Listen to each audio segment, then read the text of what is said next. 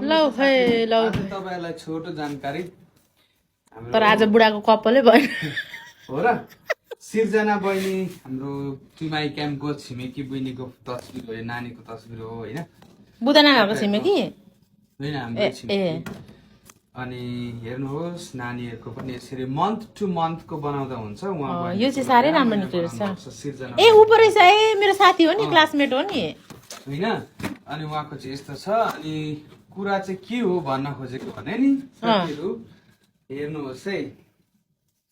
तपाईको यो दुईटा फोटोको कतिको बाक्लो पातलो तपाईलाई यस्तो मन पर्छ कि यस्तो मन पर्छ कि हैन कुन तपाईलाई कुन फ्रेम मन पर्यो पातला कि बाक्लो बाक्लो पातलो कमेन्ट गर्ने बेला भयो साँच्ची हौ तपाईको यो फ्रेमको थिकनेस चाहिँ 3 खालको छ अप्सन तपाईको हो तपाईले सेलेक्ट गर्न सक्नुहुन्छ यो चाहिँ एकजना हाम्रो हेमन्त दिदीको अर्डर थियो उहाँले भन्नुभयो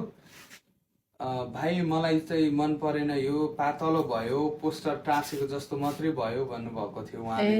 उहाँको राम्रै अर्डर थियो अनि एकदम अनेस्टली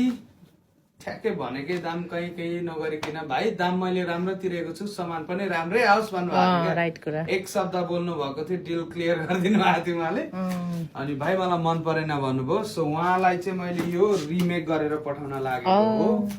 यो चाहिँ फ्री रिमेक हो किनभने दाम कसैको सित्तैमा आउँदैन हैन तर उहाँलाई चाहिँ ठुलो फ्रेम मन परेछ हैन दादा मलाई चाहिँ नि त्यो सानो के भएको स्मार्ट लाग्यो मलाई चाहिँ सानो जति पातला त्यति राम्रो फ्रेमिङ देखे मैले चाहिँ हैन सुरुमा चाहिँ यस्तै थियो तर अब आफ्नो आफ्नो इच्छा हुन्छ हैन अनि अहिले यस्तो पनि छ त्यही त तीनटा छ यसको थिकनेस अब तपाईलाई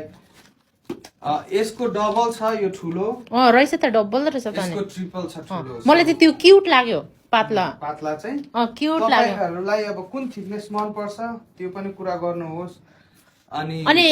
एकचोटी फोन नम्बर पनि भनिदिनुहोस् न त 701 561 2898 हो जिप्रै बटार्नु त पर्दैन त्यो त